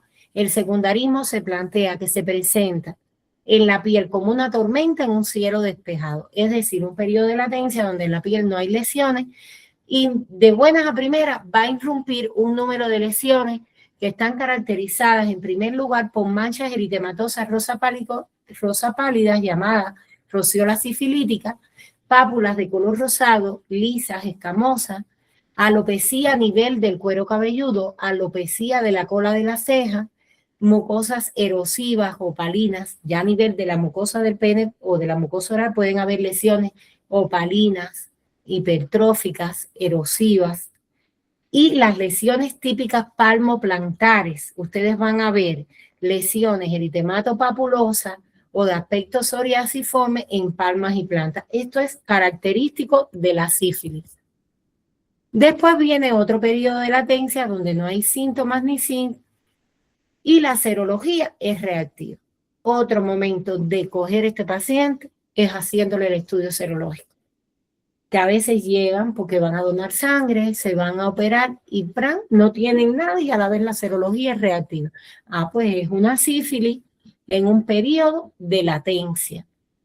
Yo les invito con más tiempo que profundicen sobre y se lean a la sífilis porque es una enfermedad muy bonita, con un cortejo sintomático que es muy útil en consulta y que acá en Ecuador también se ve muchísimo. La sífilis terciaria, la infección ya no es transmisible y los síntomas aparecen de 3 a 12 años después de adquirida la enfermedad. Aquí encontramos manifestaciones neurológicas, articulares, cardiovasculares, lesiones cutáneas mucosas como gomas sifilíticos, los gomas o los nódulos en piel. Ya aquí cuando veamos estas lesiones en piel tenemos que pensar en una sífilis terciaria. Es esa sífilis que no diagnosticamos, que se nos fue, que el paciente no asistió, porque después del secundarismo el paciente después todas esas lesiones limpian espontáneamente y sigue avanzando la enfermedad, el curso. El diagnóstico, si en la lepra el diagnóstico puede ser clínico, que también hay otros elementos, en la sífilis no hay diagnóstico si no hay un examen de laboratorio, es decir, una serología reactiva al treponema. Es decir, que el diagnóstico es serológico. ¿Que también tiene criterios clínicos? Cierto. Antecedentes de promiscuidad, por ejemplo. Presencia de síntomas y signos como, por ejemplo, la aparición de un chancro que ya desapareció. Lesiones en tronco. Esa erupción que vemos en miembros superiores, tronco, y se pueden ver. Ya la rociola sifilítica antes decían que no picaba. Bueno, ya se ha demostrado que sí pica. El paciente puede venir con picazón. Y el criterio epidemiológico es muy importante. El contacto sexual con un caso índice positivo, con una conducta social de riesgo, y sus parejas aporten un caso nuevo. Es decir, que aparezca un caso nuevo entre sus parejas. Estos son elementos importantes para su diagnóstico. Y el tratamiento, primero que todo, consejería. Realizar VIH, los antígenos, el cumplimiento del tratamiento, la investigación de los contactos y la entrega de condones. Yo sé que ustedes acá no tratan a la sífilis, pero la sífilis se trata con penicilina benzatínica, bulbos de 1.200.000 unidades, ahí vamos a poner 2 bulbos por cada glúteo, perdón. Y si es alérgico a la penicilina, bueno, pues entonces tenemos la doxiciclina y la eritromicina, que entonces ya la tenemos que poner por 4 semanas. Y no es fácil, por 15 días. No es fácil diariamente tomar la doxiciclina, la tetraciclina o la eritromicina por 2 semanas. A veces estos programas en el mundo antes eran muy controlados, el paciente se ingresaba, pero el mundo anda de la manera en que está y ya este paciente tiene que tener responsabilidad en su tratamiento, su médico de consultorio, su médico de familia, su enfermera que lo visite, que esté chequeando que él está cumpliendo adecuadamente con su tratamiento. Por supuesto, nada como verlo. Cuando yo me formé como residente, estos pacientes iban ingresados todos. Y la enfermera miraba que de verdad el que era alérgico a la penicilina se tomara las tabletas. Se le llamaba tratamiento dirigido y controlado, porque ahí ya yo tengo mayor seguridad que mi paciente se le esté tomando. Y por supuesto que haya una curación. Ahora, el arte epidemiológico, aquí no nos vamos a detener. ¿Por qué? Porque aquí hay un programa diferente.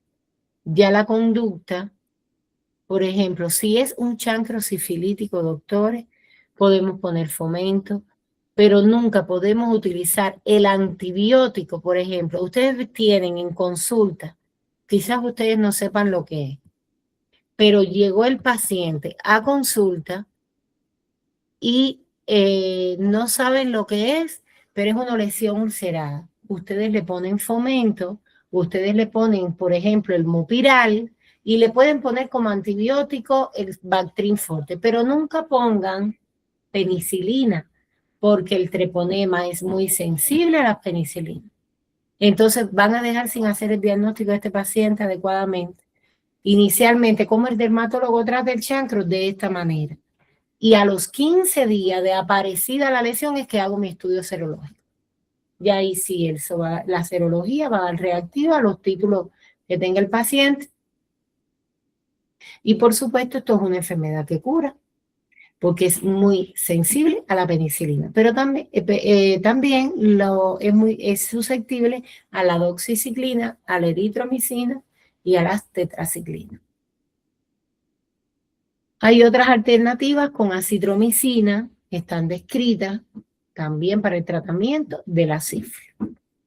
Entonces, hasta acá las enfermedades virales que quería tocar con ustedes, doctores, y preguntarles si tienen alguna duda antes de pasar a las ectoparasitosis cutáneas y piodermitis.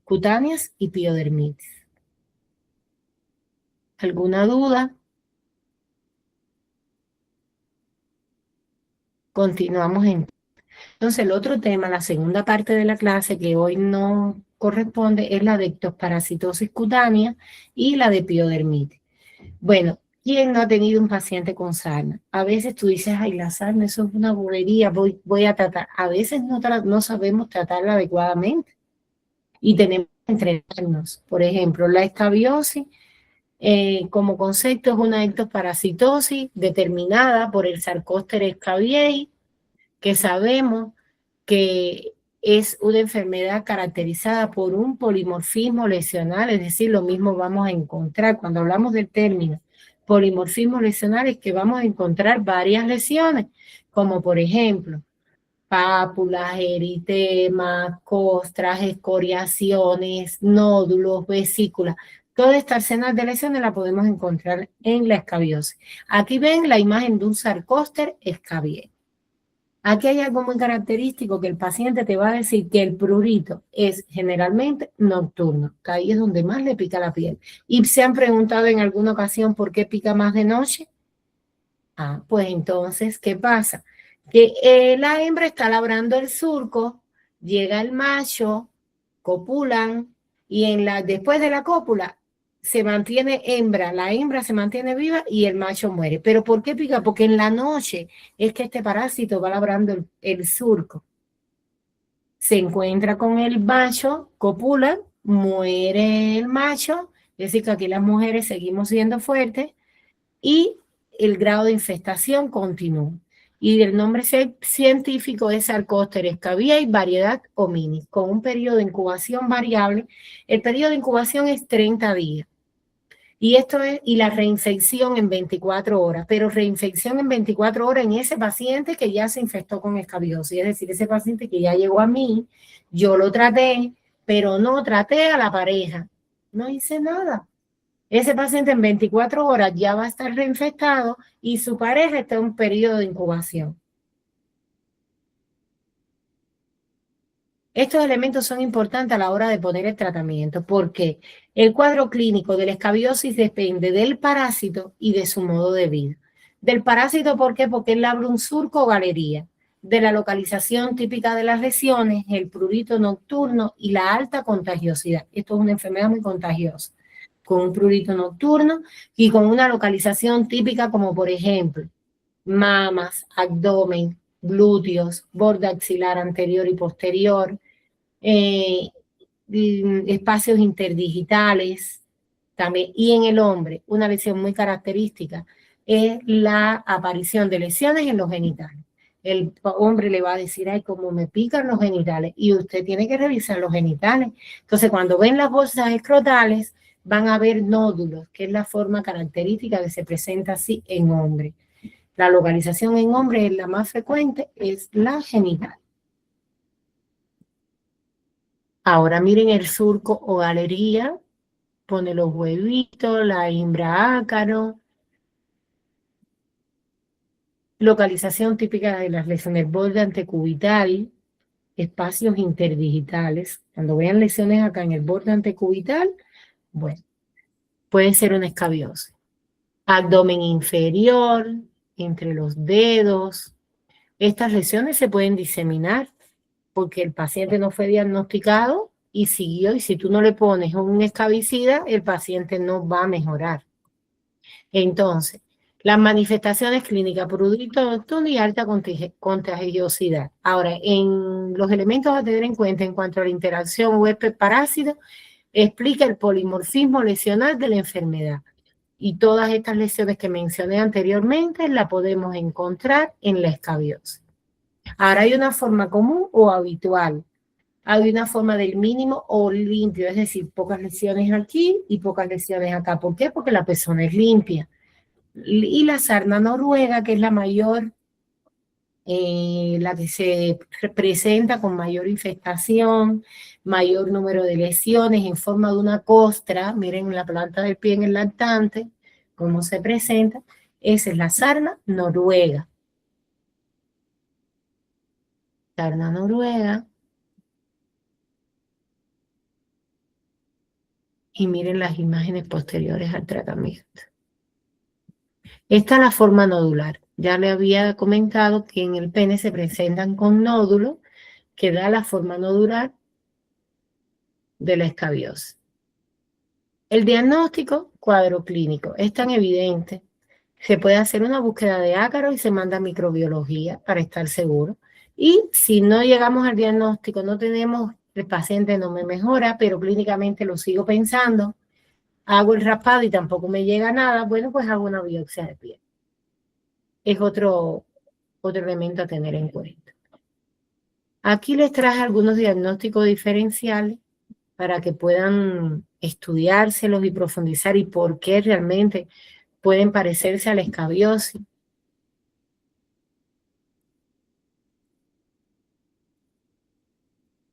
Y el tratamiento.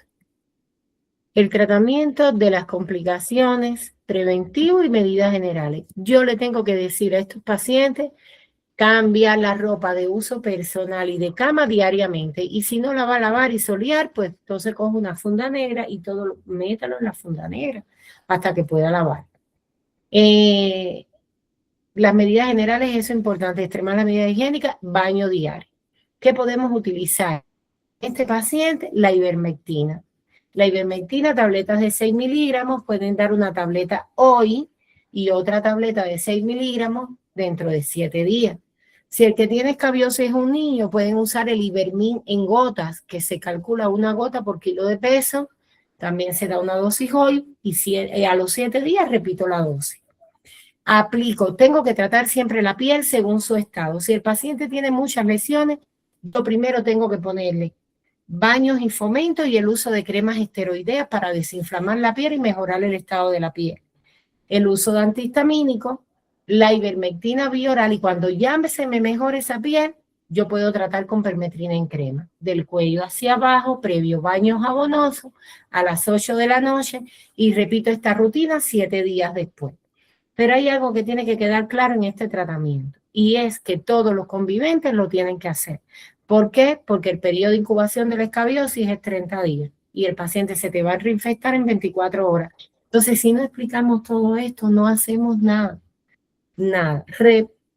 Pongan la ivermectina a todos los que viven en la casa, a los adultos, a los pequeños, ivermectina en gota, cremas esteroideas, decirles que a los 21, que las cremas esteroideas se pueden utilizar en las lesiones por 21 días, porque el ácaro libera una toxina que hace en la piel una reacción de hipersensibilidad. Entonces el paciente, cuando ya hizo el tratamiento, a los 10 días viene a consultar y dice, doctora, yo he mejorado, pero a mí me quedan lesiones y todavía me pica.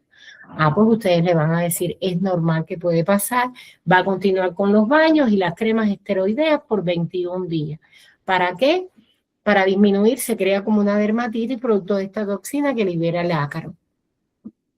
Entonces encontramos la permetrina en crema, el lindano ya lo usamos bien poco, la ivermectina es otra herramienta que tienen en la mano, la vaselina azufrada al 3, al 5 y al 10% en dependencia de la edad del paciente. Si es un lactante, al 3%. Si es edad preescolar y escolar, al 5%. Y si es un adulto, al 10%. Esta fórmula se manda a preparar en dispensarios Farmalianza. Vaselina azufrada al 3, al 5 y al 10%. Aquí tenemos en la mano la ivermectina, doctores. Es maravillosa la evolución. Lo que sí tienen que todos en casa hacer el tratamiento.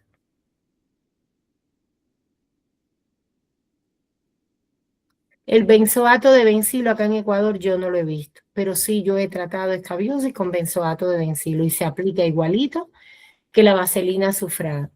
El paciente se va a bañar 8 de la noche, se va a secar bien y se va a aplicar el benzoato de bencilo del cuello hacia abajo y se lo va a retirar al otro día por la mañana. Luego va a estar 7 días donde no se va a aplicar ni la vaselina, ni el benzoato de bencilo y se lo va a aplicar a los 7 días. Ya la vaselina azufrada es 3 días seguidos, al 3, al 5 y al 10, 7 días donde no se va a aplicar la vaselina y luego de los 7 días por 24 horas la vaselina azufrada. La permetrina en crema es la que se aplica igual al benzoato de bencilo. Se aplica después de baño jabonoso, 8 de la noche. Me lo retiro, manda a retirar al otro día en la mañana y a los 7 días repito el tratamiento. Una pregunta válida que quizás me puedan hacer es que si puedo combinar tratamiento vía oral con tratamiento tópico. Sí lo pueden hacer. Yo puedo poner un ivermectina oral y tratar a mi paciente con permetrina. Lo puedo hacer.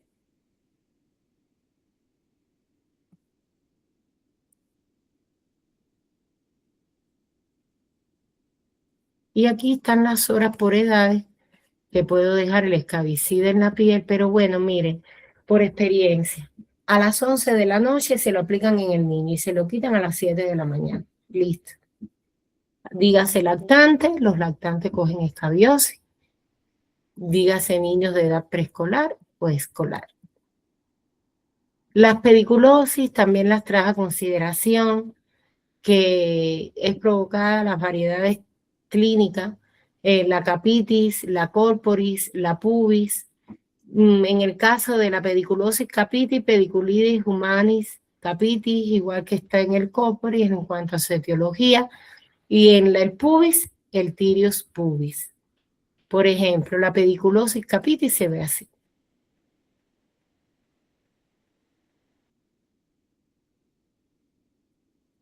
¿Cuál es la complicación más frecuente en los casos de escabiosis? La piodermitis, es decir, la infestación secundaria por estafilococo, estreptococos o la combinación de ambos. Imágenes de pediculosis pubis.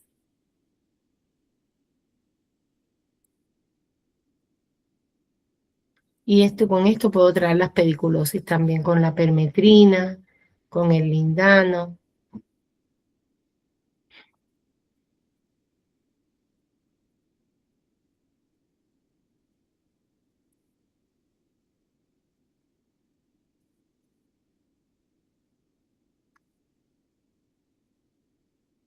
Si tienen las pestañas, interconsulta con oftalmología.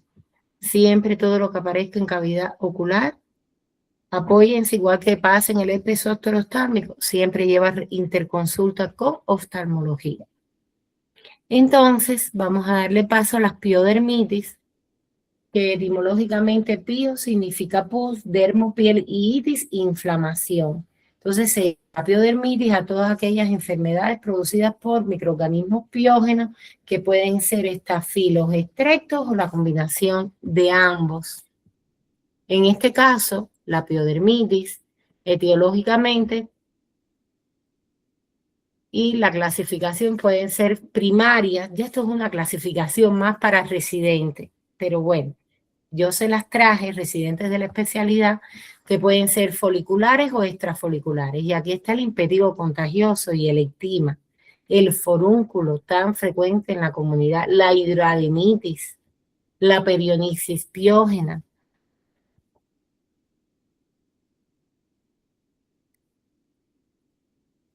Y el impetigo contagioso. Si ustedes tienen en su consulta y atienden edad preescolar y escolar, que es la etapa más frecuente, es común en el niño, es benigno, autoinoculable y es más frecuente causado por el estrepto de estafilo o la combinación de ambos.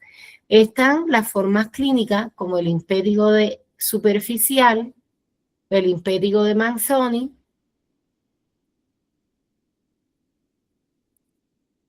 y la boquera.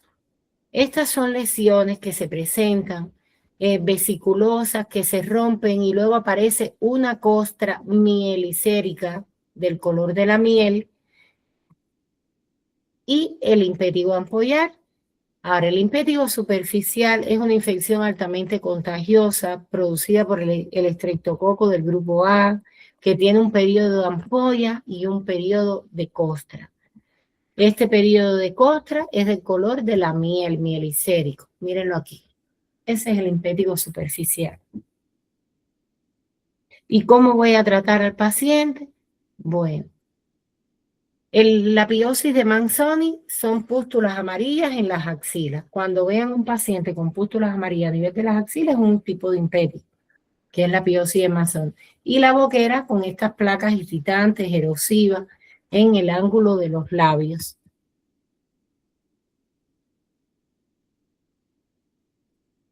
El diagnóstico positivo es el cuadro clínico, pero también se puede hacer tinción de gran y cultivo de la secreción. Y como aparecen lesiones vesiculosas o ampollares, el diagnóstico diferencial, pues qué entidades aparecen en vesículas, bueno, el herpes simple, la varicela, la dermatitis de contacto, el ectima. El impétigo ampollar es de origen estafilocócico.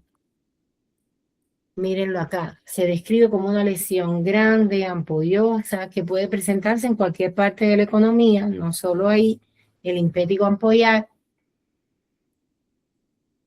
El diagnóstico también se basa en el cuadro clínico y podemos hacer tinción de gran y cultivo de la secreción.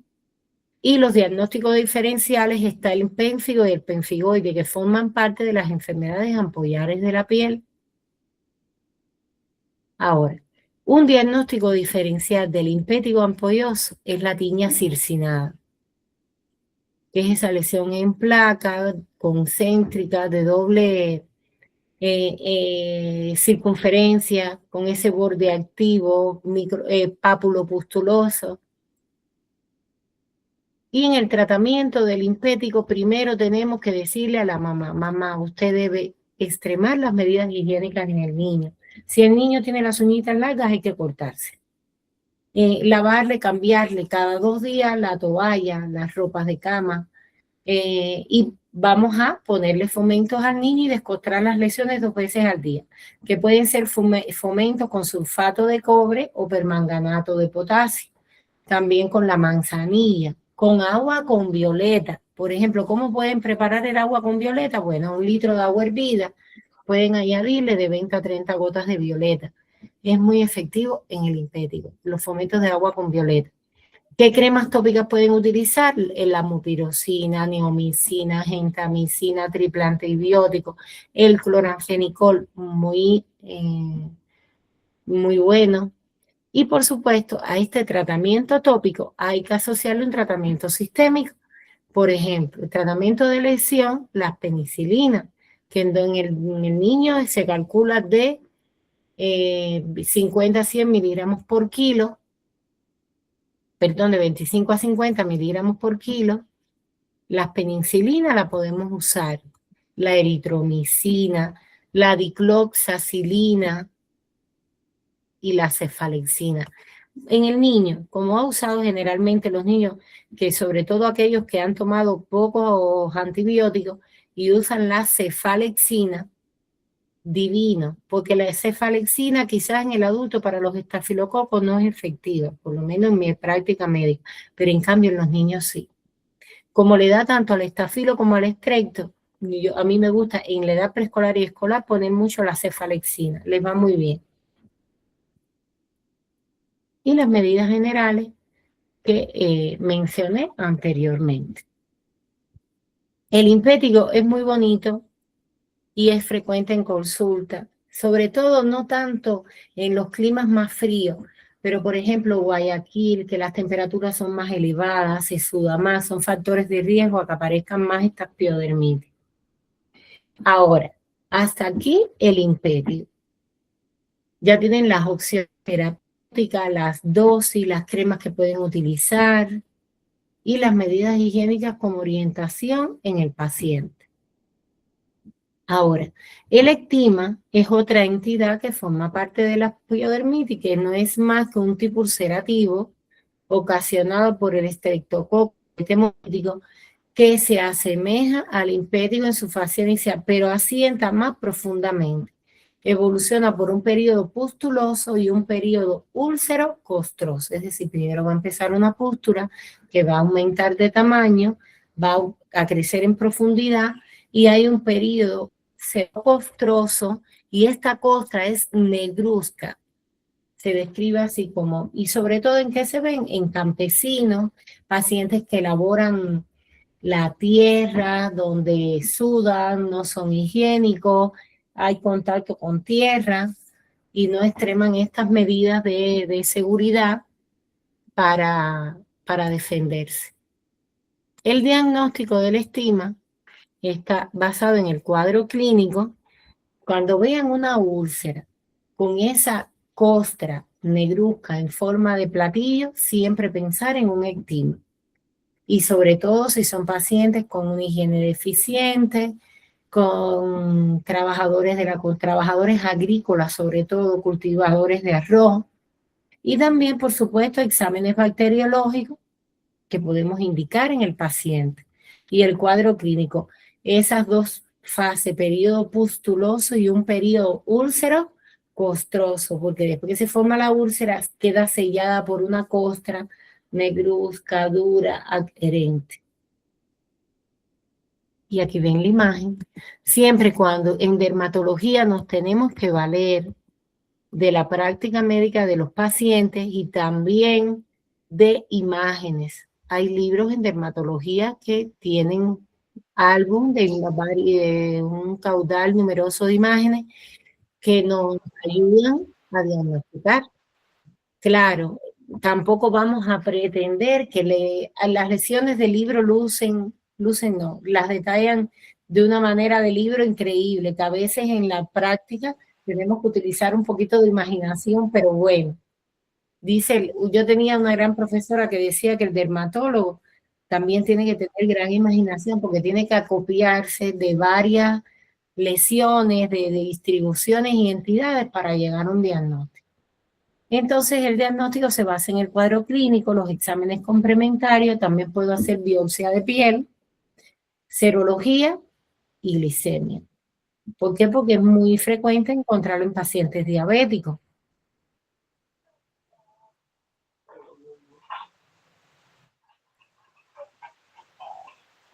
Y el diagnóstico diferencial lo podemos hacer con el impétigo, con los gomas o nódulos, dígase de una tuberculosis cutánea, de una sífilis terciaria o de una micosis profunda, o de una dermatitis pustulosa contagiosa.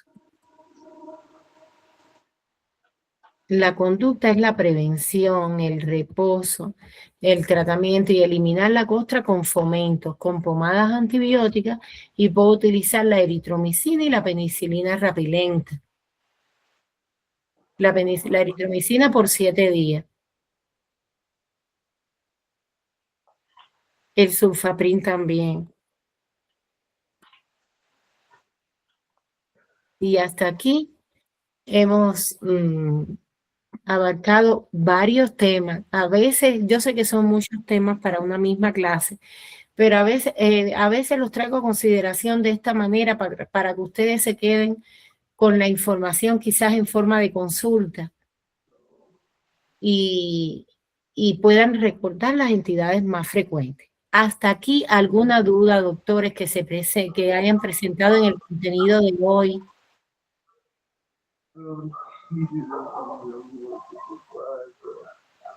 ¿Alguna sugerencia?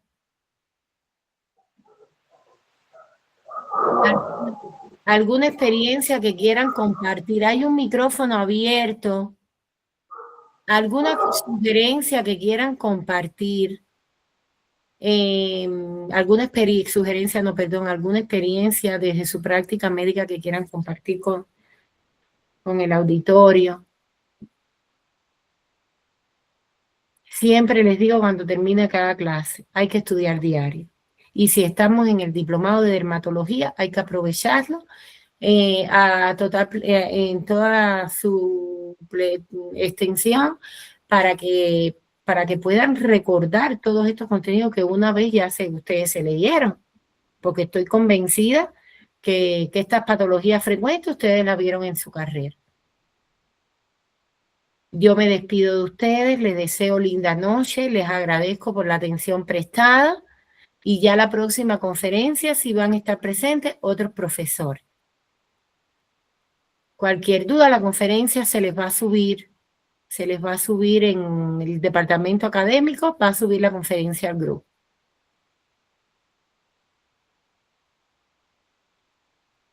Gracias, doctor. Bueno, Gracias, buenas doctor. noches, gracias a ustedes, a estudiar, aprovechen el diplomado. Hasta mañana.